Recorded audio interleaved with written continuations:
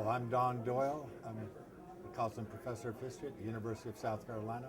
I'm here tonight at the Wisconsin Club to speak to the Milwaukee Civil War Roundtable about my new book, The Cause of All Nations, an International History of the American Civil War, available for sale at Basic Books, your independent bookstore, Amazon.com in hardback, in Kindle, and soon to appear in paperback.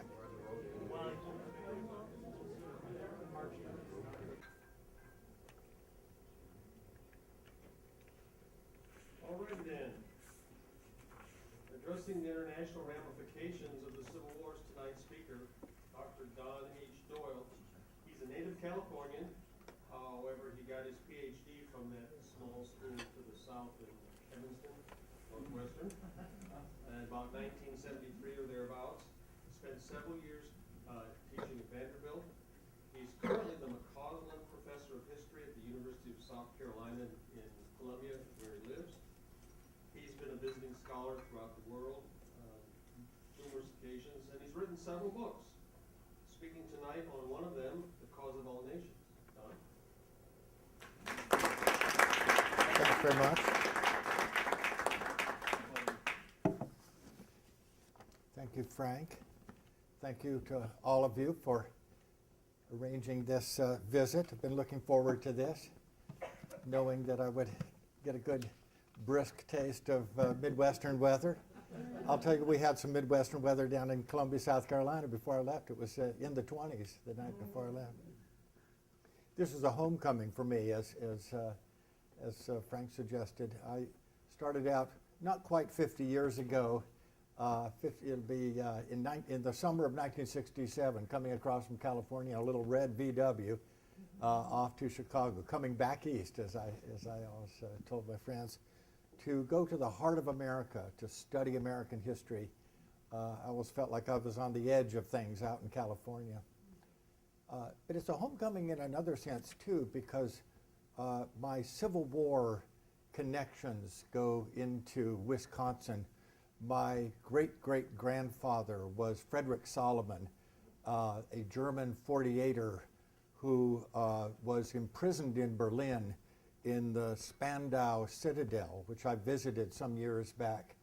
He was mistaken for his brother Karl, who was an activist in the Revolution of 1848. When they discovered this, they let Frederick out. He immediately found his brother and, together with their sister, fled to Bremen, came over to the United States, found their way to Manitowoc, Wisconsin. The other brothers came, the parents came eventually, and they had escaped the failed revolution of 1848, and now in the 1860s, they, all with military training, by the way, because conscription was mandatory in Prussia, they now were ready to fight again for this Republican cause. And so Frederick became the leader of the Wisconsin Ninth, later his brother, Karl. Herman, the younger brother, served as a private, and their other brother, Edward, served as the Civil War governor of Wisconsin. Edward Solomon was here in Milwaukee, was put on the ticket with Governor Harvey, or the candidate Harvey, on the Republican ticket to get the German vote. Harvey went down to review the troops at Shiloh, had a bad fall and drowned in the Tennessee River, and suddenly Wisconsin had a German-born governor, a very young one and very controversial one during the Civil War. One of the chapters in my book, The Cause of All Nations and International History of the American Civil War, is called Foreign Legions, and it dwells on the role of foreign-born soldiers like the Solomons. I have a very handsome picture of Grandfather Fred in there as well. But the Germans, especially coming out of the Midwest, were very important to the Union victory. I estimated that more than a quarter of the Union Army was born outside of the United States. But the immigrants and sons of immigrants constituted over 40% of the Union armed forces. And it's a rough estimate because no one really cared where people were from. It's only based on estimates, but pretty good ones. And it was enormous. The Union was always embarrassed by the number of foreign-born that were in their army. And the South used this against them, especially overseas, to argue that this was a Yankee war, but an immigrants' fight, and that they were shedding the blood of this cannon fodder from the dregs of Europe, while the Southerners were fighting with their sons and sacrificing, and that these were mercenaries fighting for a war they didn't understand. I reinterpret that and show that not just the Solomon brothers, but many others came out of that revolution of 1848 and out of that oppression of Europe and the famines and failed revolutions, and they were fighting for a Republican cause that was in America, but not just about America.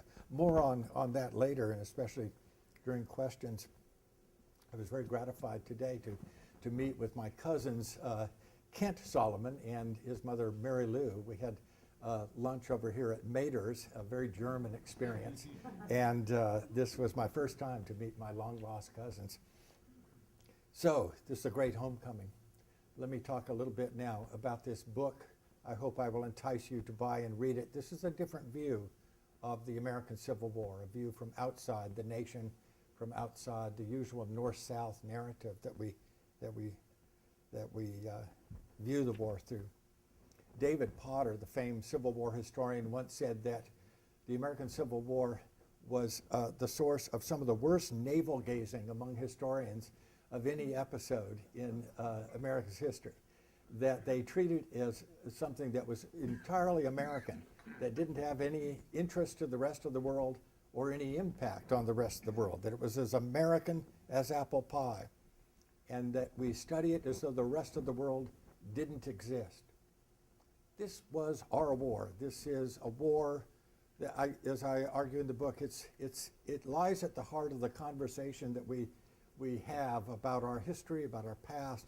It's the story that we tell ourselves about ourselves. For a generation of historians interested in conciliation, the war was treated as a huge mistake, inflamed by fanatical zealots on both sides, abolitionists and fire eaters. The war was caused by blundering politicians who, if the nation had been better served, would have been able to defuse this incendiary bomb of slavery and its expansion, and not have interrupted national progress. Then during the 1960s, coincident with the civil rights movement, historians began to rediscover the primacy of the slavery issue and to deal with the Civil War as a kind of prelude to the civil rights movement. Eric Foner calls it the unfinished revolution. And really that's the way we have been writing the Civil War for the past 50 years. So my book moves us outside the nation to look at, to rise above or outside. I sometimes think of myself kind of floating, not in a satellite, but in an air balloon technology of the time, looking at the Civil War often through foreign eyes and hearing through foreign voices and foreign writing what this war meant to the rest of the world. And my first conclusion is that it really mattered to the world. I was amazed to find the newspapers in Europe, in Latin America, and elsewhere filled with reports on everything to do with the battles, the politics, the individuals. It was really striking, especially where the press was free. This took place at a time of very inexpensive newspapers. I'll talk more about this later. But people were informed, and not just the literate few, but working class people in Britain and in France, and students everywhere. At the end of the war, when Lincoln was assassinated, people poured out onto the streets. Special issues of newspapers were sold, and they wrote letters of condolence that showed that they were following this all along. They were informed, and it mattered to them. But why, I wonder, what was it about the war? Because it wasn't just you all and most of us, just fascinated out of the curiosity about what was happening. It mattered to them in the sense that they had a stake in the outcome, and that was what I was trying to grasp. Many of them looked at this war in America as the kind of the next chapter in this ongoing historic struggle that had begun with the French Revolution in Europe, had begun in Latin America with the wars for independence. And at stake was what they called routinely the Republican experiment. That idea that people could govern themselves without kings, without priests, that they could elect their own government, and that they could live peacefully and prosperously without an aristocracy ruling them, without dynastic rule. There was an idea that all republics, and especially extreme democracies, as they called them, that is, where they had universal suffrage, were doomed sooner or later to descend either into anarchy or into despotism, some kind of military dictatorship. And now they saw in America, the so-called Great Republic, that finally it was collapsing. The Republican experiment was pronounced a failure. There was an idea, especially that democratic societies ruled by popular government they couldn't withstand the strains of war.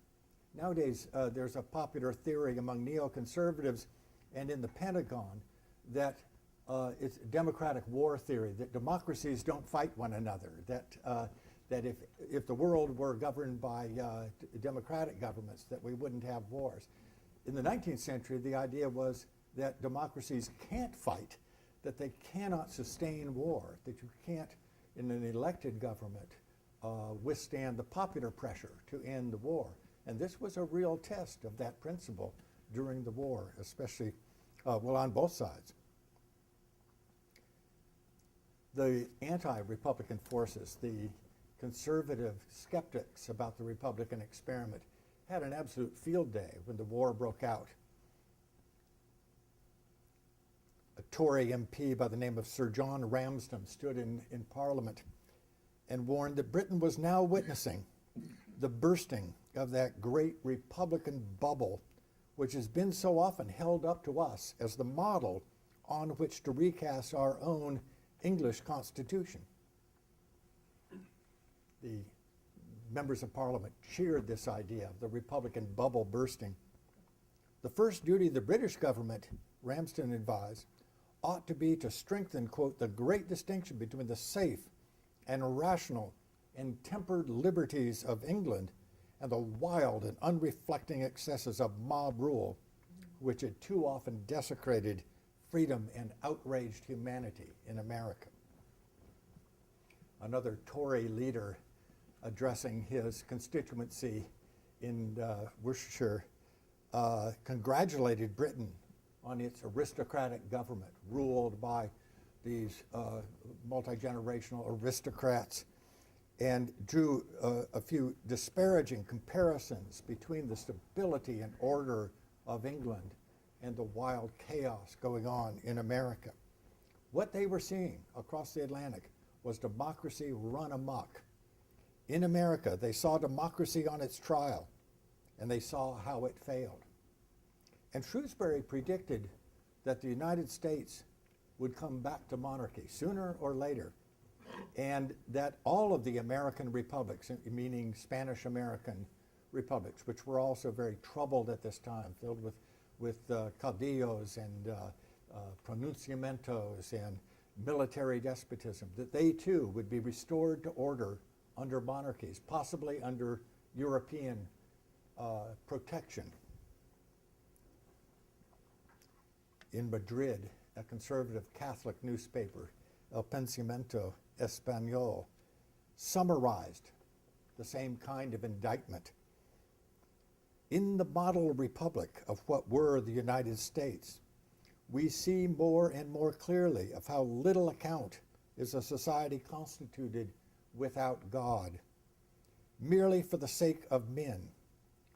Look at their wild ways of annihilating each other, confiscating each other's goods, destroying each other's cities, and cordially wishing each other extinct.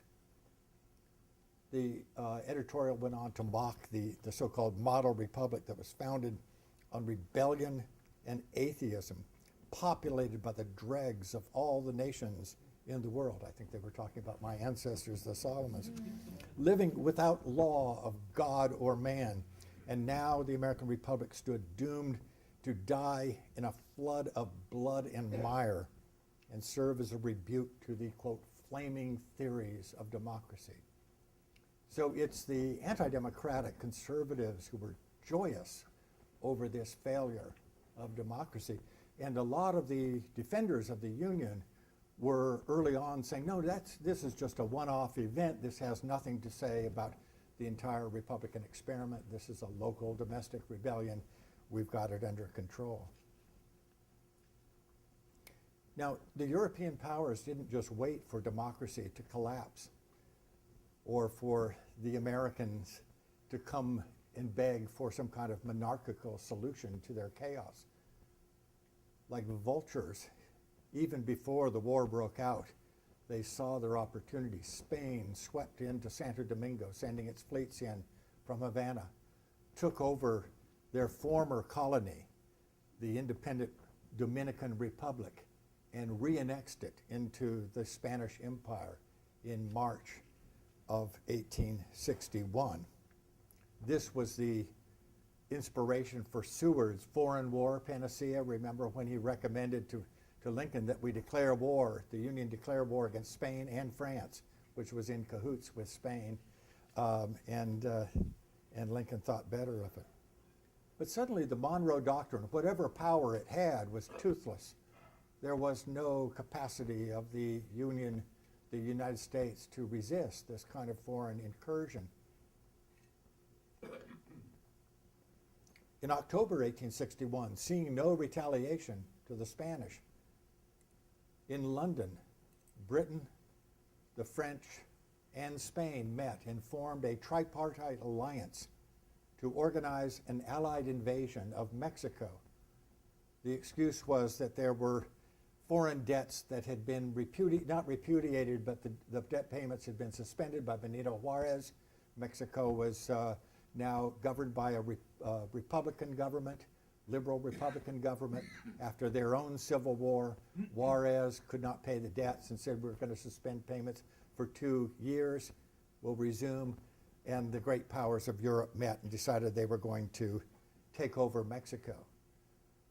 It wasn't just for debts. The French had a plan already, and it was clear as early as October 61 that what Napoleon III wanted to do was to install a monarch from Europe, and it would be Maximilian, the Austrian Habsburg Archduke. And his plan was not just to take over the government of Mexico, but to regenerate what he called the Latin race, those in Latin America who had fallen under the crippling effects of democracy and republicanism into this degenerate state of chaos. Under French tutelage and with a Catholic monarch in place, France would help to restore the Latin race to its proper power. And against the Anglo-Saxons in North America and in Europe, France would lead the rehabilitation of the Latin race in both hemispheres.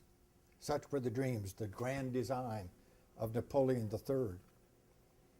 And later that same year, in December 1861, the British sent 10,000 troops over to Canada to reinforce the border. This was during the Trent crisis, when the United States and Britain were on the brink of war, and it looked to many Americans like Britain was kind of looking for a fight, looking for an excuse. That was, remember, when the Union apprehended 2 Confederate envoys on board the British ship, a mail ship named the Trent, and it almost caused a world war. Now, this idea of the war as a clash between republicanism and monarchy, between democracy and dynastic rule. This was invented first by conservatives, not by pro-union liberals.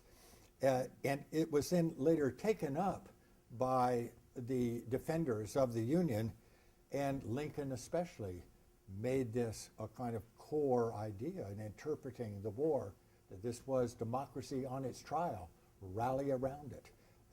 More on which more later with Lincoln's ideas of mobilizing public opinion. Early on, now the Union decides they need to cultivate foreign opinion.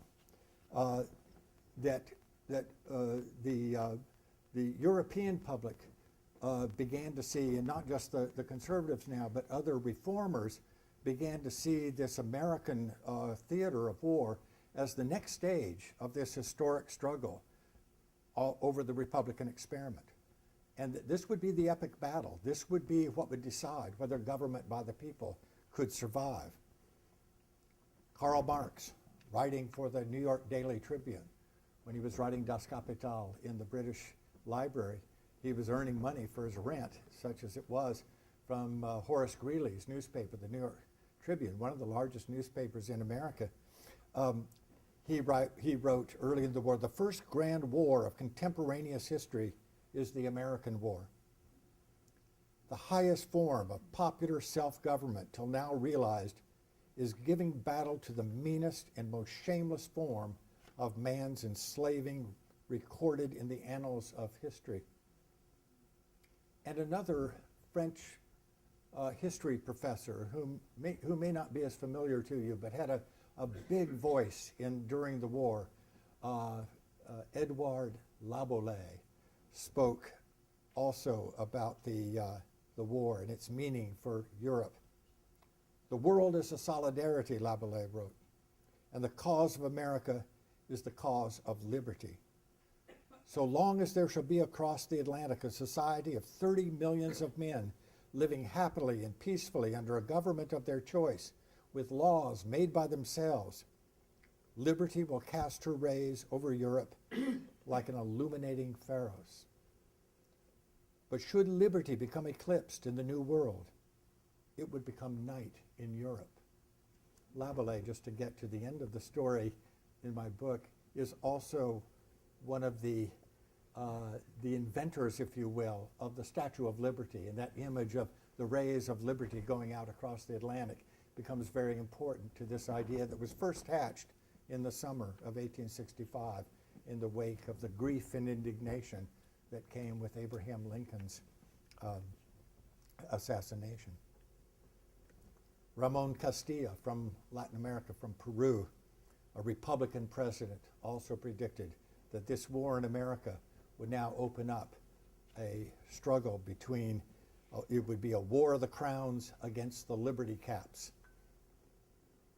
So this is this discourse, this argument between over this trial of democracy. The war is a trial of democracy, a test for the Republican experiment that is first hatched by critics of America and then embraced by its defenders, that becomes the main source of what I call public diplomacy in the American Civil War. They didn't use the term public diplomacy, but we use it today, and I describe this as a kind of pioneering experiment in public diplomacy. And that is, public diplomacy just means that you try to appeal to public opinion as a way of putting political pressure on the government, the foreign government, that would affect their foreign policy. And I was especially interested in the concept that Joseph Nye has introduced and that we hear bandied about in political discussions today of what is called soft power, and as distinguished from hard power techniques in which you threaten war, economic sanctions, and the rest. Soft power is a way of kind of appealing to people that your values are our values. We're fighting the same war here. Join us, or at least don't oppose us. Now, public opinion is something that really becomes more important in this period in the mid-19th century because there is something now that can be described as a public mind and public sentiment. And you see diplomats writing about how the public is, and Seward and others are asking for the diplomats abroad to keep us abreast of what the public is thinking. Sometimes this means reading the press as though that were the public opinion, and other times it just means listening to people who were influential. This takes place at a time of massive revolution in communications. Newspapers, cheap the penny press, where you could buy quickly printed newspapers that were daily newspapers, or at least weekly, and for very low cost. Literacy was more widespread. Not everyone read, but if they didn't read, they had things read to them. Working class people would have newspapers read to them. There were a lot of newspapers that were aimed at the workers of Europe, and so we know that they were getting this news. But it's also a time of the telegraph, and though the transatlantic cable failed to be connected just before the war, the cable that Cyrus Fields was laying across the Atlantic, it broke. They didn't fix it until 1866. The whole war would have been changed if that technology had enabled rapid communication across the Atlantic. But as it was, the news on the continent in Europe and on the continent in North America flashed to the edge of the water very quickly, as fast as the telegraph operators could tap out the news. And it was also a time in which people were meeting and talking and viewing these distant events in America as something that bore on their lives. I mentioned public diplomacy, and I would argue here, I haven't had any diplomatic historians refute this, that this war witnesses the first real experiment in public diplomacy, that is, state-sponsored, deliberate programs that are aimed at influencing public opinion. Both sides, the Union and the Confederacy, engage in these public diplomacy ventures, again, without using that term, but that's what it was. They're trying to, and I'm trying to describe this, what I call a war of ink and ideas beyond the war of bullets and blood. William Seward, the Secretary of State, was especially adept at realizing the power of the press and the power of, he wouldn't call it propaganda, but of influencing public opinion. Seward was a politician in New York. He knew the power of the press in advancing his own career. Thurlow Weed, his mentor, was a newspaper man. And Seward saw diplomacy as an extension of politics, that the way you get what you want in foreign policy is to put pressure on the governments through the public and to make them pay a high political cost. Now, at stake here is a diplomatic duel. The Confederacy wants to be recognized. They want to be recognized as a legitimate sovereign power. Recognition is not just a courtesy. It means that you can make treaties, you can take loans, you can make military alliances with other nations. You exist. You are expected to have a future. Most secession battles are not decided on the field of battle. They are decided by diplomacy, and the Confederacy knew that. Apparently they didn't, unfortunately for them, they didn't put as much stock into public diplomacy as the Union did, but that was what it was about. Seward, on the other hand, his foreign policy was to stop recognition and to threaten any foreign power that did anything to aid and abet this treasonous insurrection with war. He used to invite the press in, the foreign press, and diplomats in after a lot to drink. They always thought he drank a little too much, but I think this was partly for effect. And he would put a cigar in his mouth, strike a match, let it burn for a while, light that cigar and blow a big puff of smoke, and said, if you do anything to recognize or otherwise aid this rebellion, we will wrap the world in fire. This will be a war of the continents. It will be a war of the world.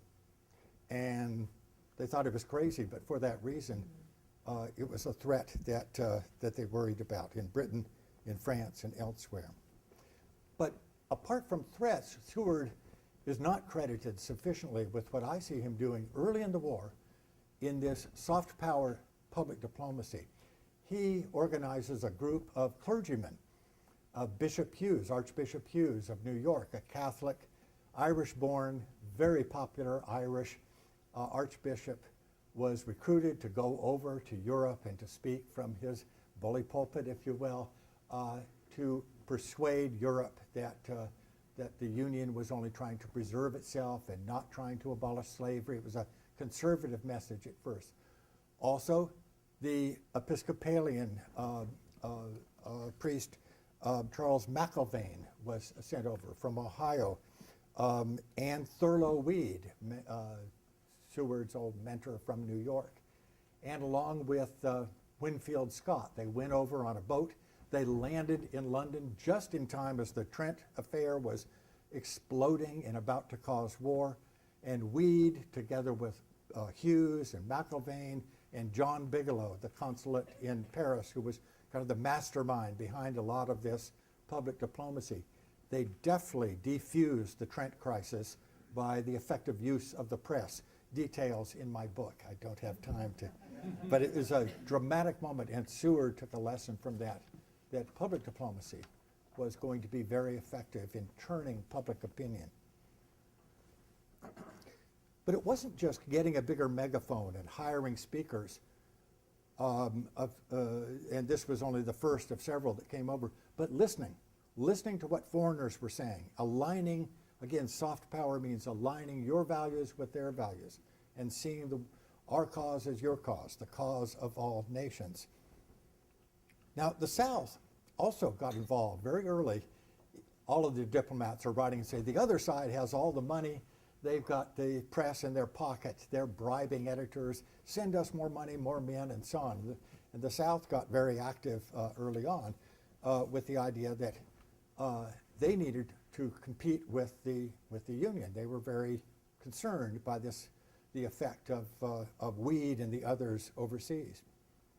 They sent one man whom you may not have heard of, but who was a really ingenious public diplomatist by the name of Henry Hotz, Swiss-born, educated in Jesuit schools in Zurich, came over to Mobile and was involved in the press. He went to Belgium as a diplomat. He was an intellectual, very young, in his mid-20s. He was sent over and became the editor of the Index, a weekly journal that was essentially the unofficial organ of the Confederacy in London.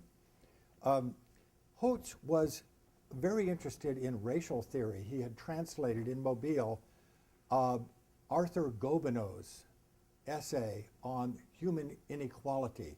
1853, Gobineau was the kind of the grandfather of scientific racism. And Hitler greatly admired Gobineau decades later.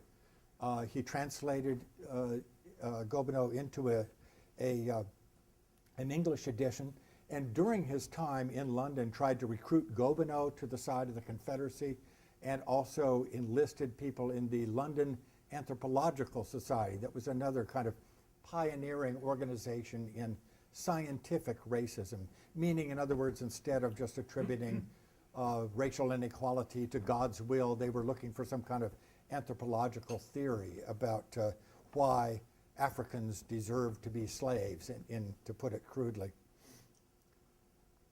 And what Hotz wanted to do was to convince Europe that slavery in the South was not just an example of some barbaric relic of yesterday, but a forward-leaning model for the future. That as Europe was expanding into Asia and Africa in the new age of imperialism, the South would provide a model of how to create a kind of white supremacist colonial or imperial society. The other Confederate public diplomat was a man by the name of Edwin de Leon.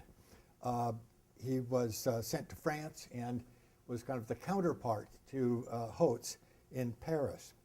He came from Columbia, South Carolina, my home now, a member of a prominent Jewish family, and a journalist, a leader in the Young America movement in the 1840s. He became a secessionist.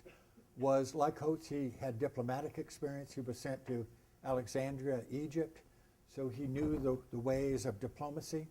When the war broke out, he described himself sitting in the ruins of ancient Egypt and listening and hearing the news of the ruin of the youngest republic, the youngest nation. He hurried to Paris and he lent his pen to the Confederate cause. After the Trent crisis failed to produce a war, he was very despondent, as were most of the Confederates. He came back to Richmond.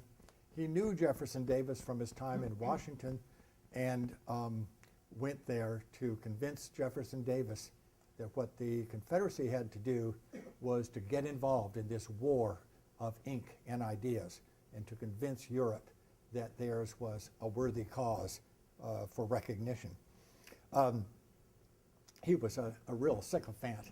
He knew how to flatter Jefferson Davis. He brought back an Arabian horse, white Arabian horse, presented it to him, and convinced him that the rest of this diplomatic corps in Slidell and the rest over in Europe were a bunch of old fogies. They didn't know what to do, and that what they needed was someone who really understood how to persuade, how to educate Europe about the truth about the Confederacy. Davis gave him a purse of $25,000, a lot of money in 1861, 62 by this time, but to go over to Europe and use the money any way he wanted to as the ambassador to public opinion, his own self-description. One of the tendencies, and you see this in Hotze, who published his own newspaper, and in De Leon, when he got to Paris, he published his own pamphlet, La Vérité, the truth about the Confederate States of America. And they didn't trust the messenger. They didn't want to, it wasn't typical soft power techniques. In other words, it was more kind of the megaphone, listen to us, here's what we're fighting for, and here's the truth. His pamphlet, published in French and written by him, De Leon thought that he was fluent in French, but apparently the accent, the effect was a little bit too American, as one of his critics put it, and that, but it wasn't just the translation; it was the message. This was a defense of slavery, saying that that Southern slavery, unlike the kind of slavery that was practiced in the French Caribbean, that this was a benign institution, that the slaves were happy, that the only thing they feared was these hypocritical Yankees taking them away from their masters as they invaded the South. But one of the more novel aspects of his argument for the South was he tried to tell the French that the South was Latin, that the South had been settled by Louisianans, and in South Carolina, the Huguenots, and that they had, in any case, an Anglo-Norman temperament, not Anglo-Saxon, and that they were the descendants of the Normans who had conquered England, and that they had an affinity for the French. Now, keep in mind, in the geopolitics of the day, France now has invaded Mexico. They had a big setback at Cinco de Mayo, 1862, at Puebla. Now they were coming back with reinforced troops in 1862, 63. They finally conquer Mexico. What Napoleon III wants is an independent confederacy as a buffer state between these Anglo-Saxon Democrats, the Republicans in the north, and his empire of Mexico. So there's an alliance here that's in the making between the Confederacy and the French. And so this is the reason for De Leon's Latin strategy, as I call it. This was part of a larger strategy I describe in more detail in the book, in which the Confederacy, which begins with a kind of liberal argument, we are a people, we want to govern ourselves, this has nothing to do with slavery. You've heard the argument before, even today, it echoes through the debates about the war. This was not about slavery. Slavery is guaranteed in the states where it exists. Even Lincoln says that. This is about self-government, a liberal argument. And now they are shifting to the right, partly pushed by Lincoln's own emancipation policy, which does make slavery an issue. They go to the Pope. They try to enlist the Pope. They claim that when the Pope sends a letter addressed to President Jefferson Davis, Dudley Mann, one of the envoys that was sent to the Vatican, says, this letter is recognition by one of the greatest pontiffs in Europe.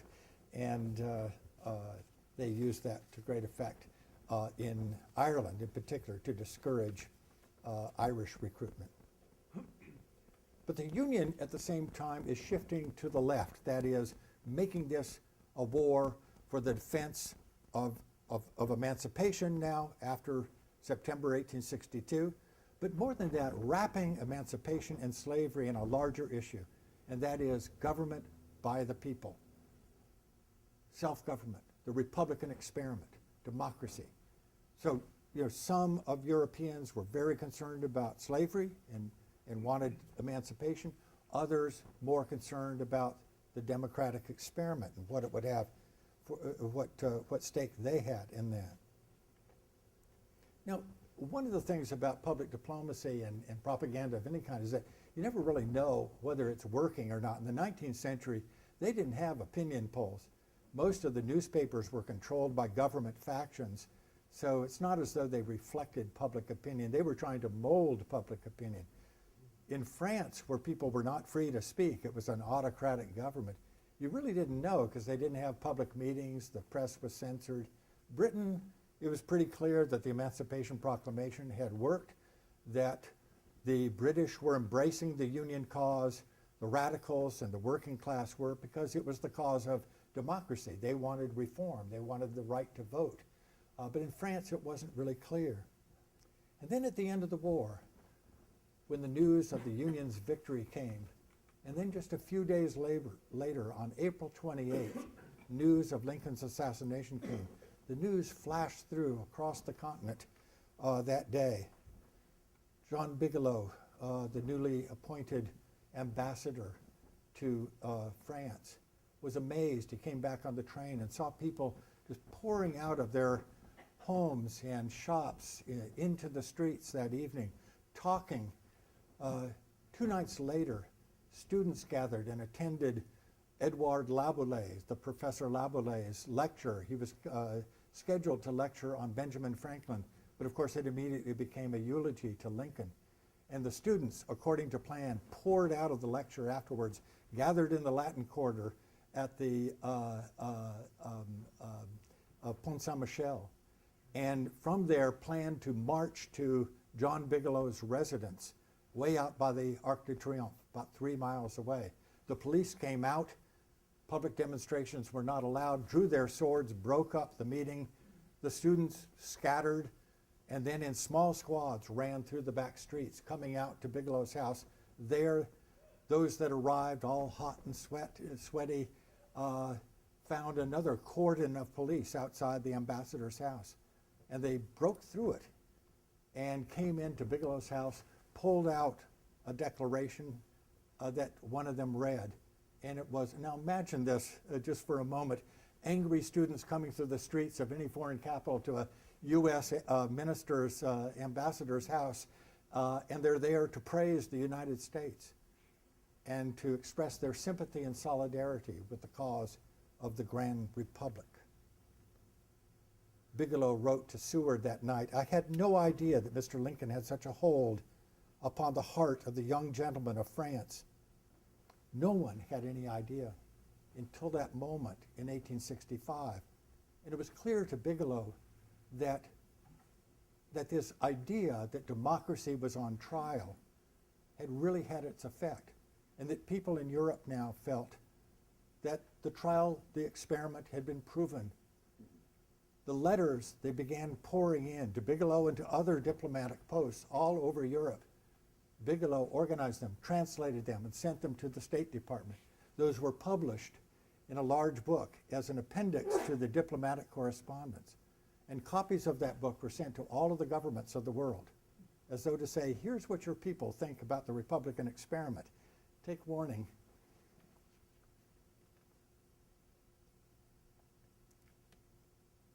The Union's victory, the martyrdom of Lincoln, and this moment of indignation and shared grief seemed to ignite a new kind of courage and resilience for Republicans, advocates of democracy, reformers, whatever you call them, throughout the Atlantic world.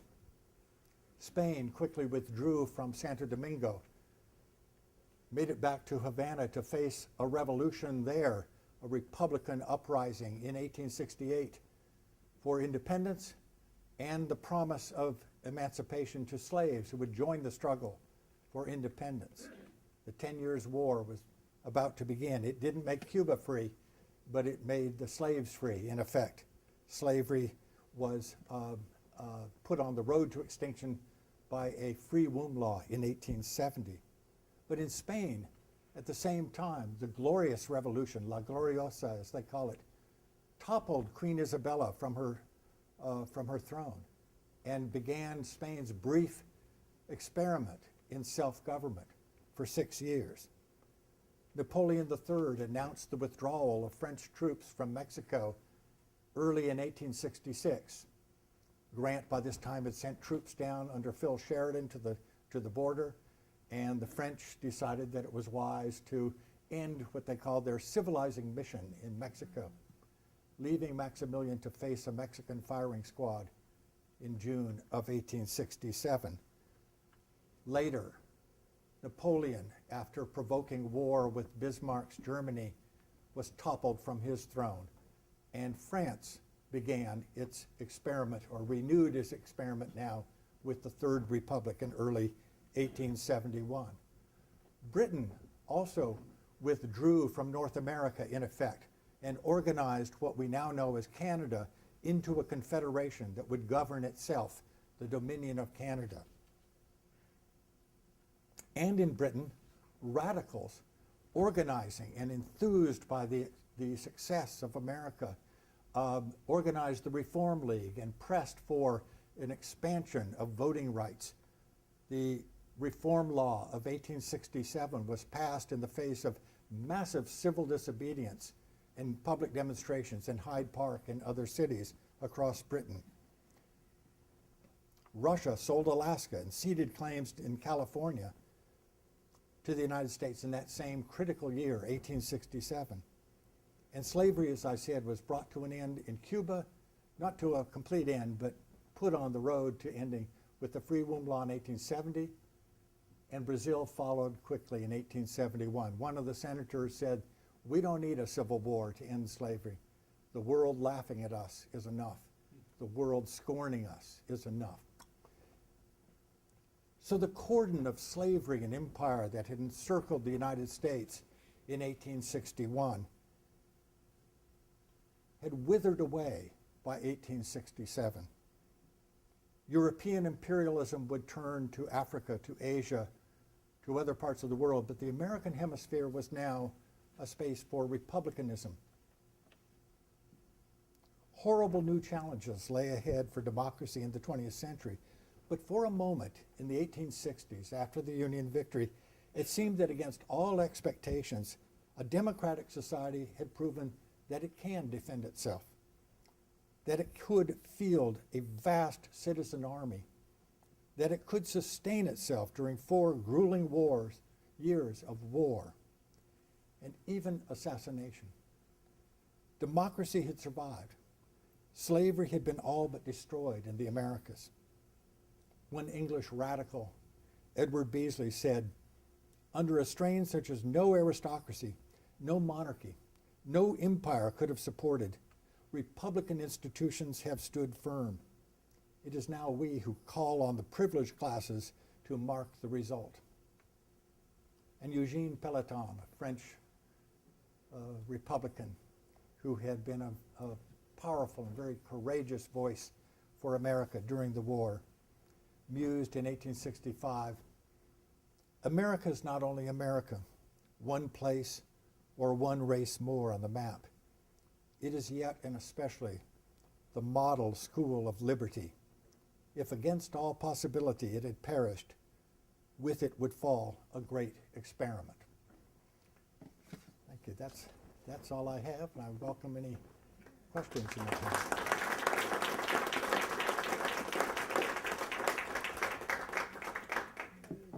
comments, anyone? This one over here. We had a speaker here at the roundtable. He was a professor from England. And he more or less came up with his assumption was that they weren't really watching America and the American. Who's they? The British. That they were the powers. They were more interested in the Polish uprising, the invasion of Poland by Russia in 1863. That concerned them more than what was going on in the United States. Of course, that's local. That's in their neighborhood. So that would make sense. Yeah. But what you said tonight makes as much sense.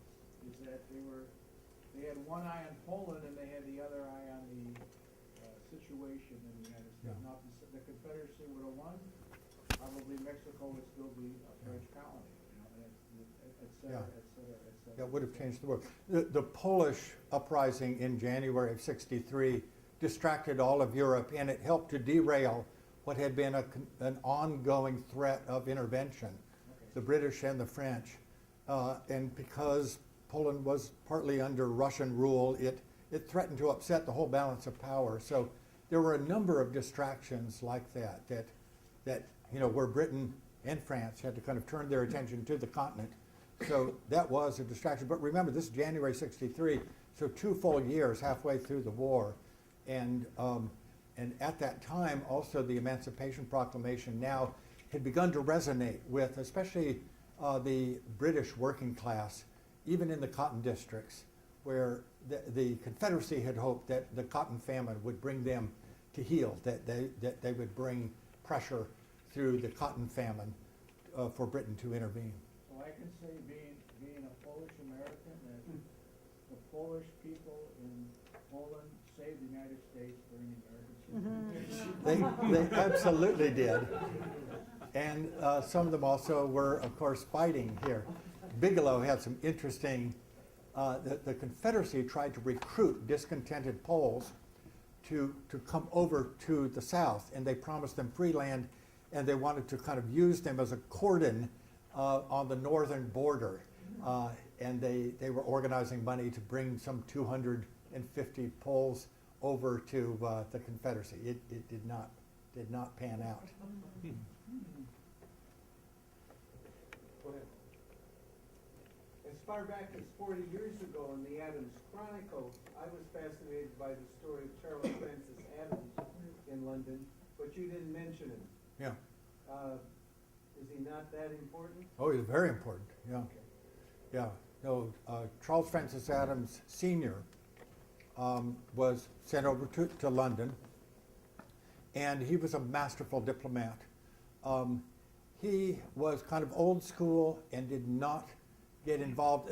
Diplomats were not supposed to be involved in public diplomacy, but he was not as effective or interested in that, and discouraged Seward's agents who wanted to get more active in controlling the press or persuading the press. But toward the end of the war,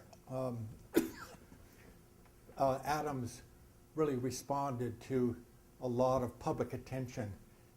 He was just by nature more shy and more withdrawn, and so public speaking and appeals to the public were just not his style. But no, he was a very, very skilled diplomat, and his son, Henry, was a wonderful witness to that. If you want to get an inside view of the U.S. diplomacy, The Education of Henry Adams has at least 2 chapters that are just wonderful depictions of that. What was the significance of the Russian Northern Fleet visiting New York in the early part of the American Civil War? It's actually the latter part, and it's after this Polish crisis, and there's the possibility of a war, and so the Russians send a fleet to New York and to San Francisco, and there are 2 readings of this. This got a lot of attention during the Cold War as a symbol of U.S.-Russian friendship that went back to this time. Remember that Alexander II, the Tsar, had freed the slaves And many think that it was after Lincoln's election where he saw that world history was moving toward emancipation. He emancipated the serfs. Did I say slaves? He emancipated the serfs. Many think that he was inspired by the election of Lincoln. I can't verify that. But in any case, he was a more enlightened ruler in Russia. The fleet, some said, was just to get out of the icy Baltic because of the possibility of war. But it was received, and again, this was a masterful public diplomacy stunt if it wasn't entirely planned. In New York especially, the New York ships turned out, they welcomed them. The ships were full of banners. They were spouting water out of it. They had banquets for the Russians, and they made it clear that whatever the official reason was for visiting New York, this was interpreted to the world, through the press, as a symbol of Russian solidarity with the Union. And that meant that Britain and France wanted a multilateral intervention. They didn't want to go it alone. They didn't want to get their noses bloodied in a war with the United States. And so they were trying to build a multilateral intervention. And Russia put the kibosh on that, at least temporarily. Any comments on our friends, the Canadians, at that point on the northern side? Well, of course, they were British, and Canada became an area where Confederates were using to raid into Vermont. There were lots of conspiracies going on up there. Jake Thompson from Mississippi was up there engineering a lot of underground activity, clandestine operations. There were plans to, not just to raid Vermont, but to set fires in New York City. There were plans for biological warfare to infect Americans with smallpox. And there were plans to assassinate President Lincoln. And just how much they were involved in that is open to debate. But there was a good deal of communication between Montreal in particular and Washington or Richmond at that time. Anybody else?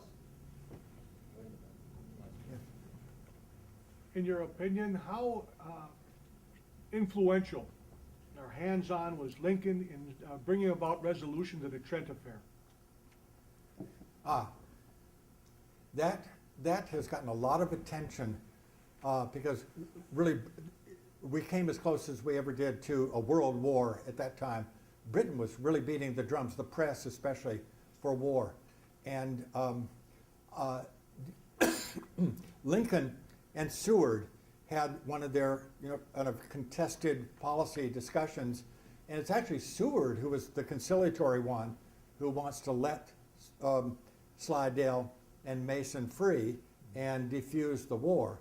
And it's Lincoln who forces Seward to kind of make an argument for that. And it's one of those cases where you don't know. I mean, Lincoln's awfully smart, but they have this meeting on Christmas Day, and he's asked Seward, you make your argument and I'll make mine. Seward made his, and he said, okay, I think you're right. One war at a time, he said. And Seward said, what about your argument? He said, I couldn't think of any better answer to your points. And I think it was one of those setups where not a setup, but where he wanted Seward to have his say, and it became his idea. Those two men worked together very closely. They learned from each other. They were not a team of rivals. They were very collaborative. They didn't agree on everything, but they were very collaborative. That's another point that I make in contrast to Doris Kearns. Good man. Thank you, Don. Yeah. Okay, We thank you. appreciate your speech. We'd like to present you with our certificate of honor. Oh my, look at this. Thank you very much. Quite well. Appreciate that. However, as they say, but wait, there's more. In the 1880s, the Veterans of the Iron Brigade Association, Veterans of the Iron Brigade formed an association. In the 1890s, they had expanded membership to their descendants. In 1990, two surviving sons of Iron Brigade veterans gave custodianship of the Iron Brigade Association to the Milwaukee Civil War Roundtable. It is my honor and pleasure to present membership in the Iron Brigade Association to Don Doyle. I am honored. Thank you very much. Thank And we won't hold South Carolina against you, we promise. you. Thank you very much. I'm very honored.